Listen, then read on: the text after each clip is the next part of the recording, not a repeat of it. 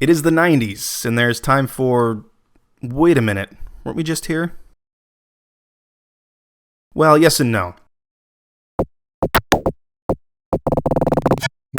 The American and European versions of Klax were actually developed and released by the arcade creators, Atari Games, under their Tengen label. In fact, this is the first Tengen title for the Genesis that wasn't just ported by a third party. This version feels a bit closer to the original arcade game, which it should, considering it was programmed by Dave Akers, the same guy who did the coin-op. It also has a few more gameplay options, but for some reason it does not have a multiplayer mode. So why exactly is the Japanese version a completely different game, and why was it developed by Namco? I contacted Mr. Akers directly and asked him. The answer was a bit unexpected. He told me the Namco version of the game was a complete surprise to the Atari team. Upon completing the arcade game, the group was itching to get started on home console versions, especially for the Genesis considering it had the same 68,000 base tile graphics system as the coin-op. The team was given the go-ahead from Atari's management, and they assumed that when they finished, the game would be sent out to other markets like Japan for evaluation and eventual translation. This was a pretty standard situation and resulted in even more royalties for the developers themselves. Imagine their surprise then when they discovered that not only was there already a Japanese port of Klax, but that it had been developed and released by Namco.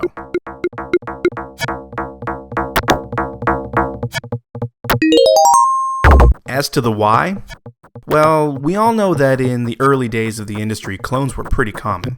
In The Ultimate History of Video Games, author Stephen Kent states that only about 30% of the Pong machines in circulation in 1974 were actually made by Atari.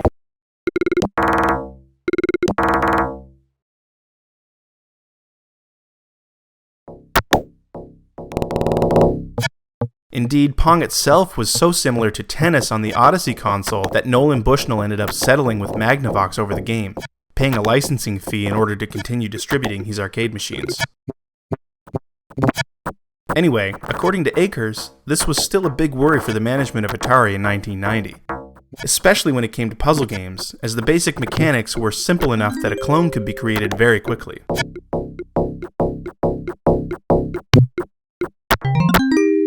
They were so worried that Klax wasn't even tested in the regular San Jose arcades Atari used back in the day. The game was tested in a location over an hour's drive away from the Atari offices in the hopes that another developer wouldn't discover and clone it before wide release. The PC Engine version was actually developed based solely on video footage of the game that Atari had sent to their Japanese division. Akers' theory is that this paranoia over clones of Klax was what led to the deal with Namco to get a home version released as soon as possible. He stated that he figures it was just one of those quirks of the Japanese management style that the development team was never told a Mega Drive version of the game was already in progress when they started on the Genesis port. Namco and Atari have a long history.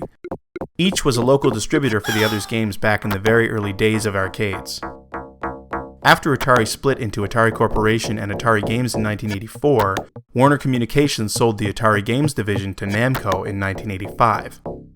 But Namco head Masaya Nakamura was never crazy about the acquisition, and in 1986 sold the division to a group of employees headed by Hide Nakajima.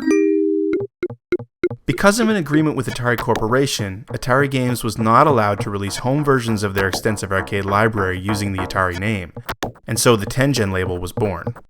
Much like the term Atari, Tengen is another word used in the board game Go, which signifies the central point of the board.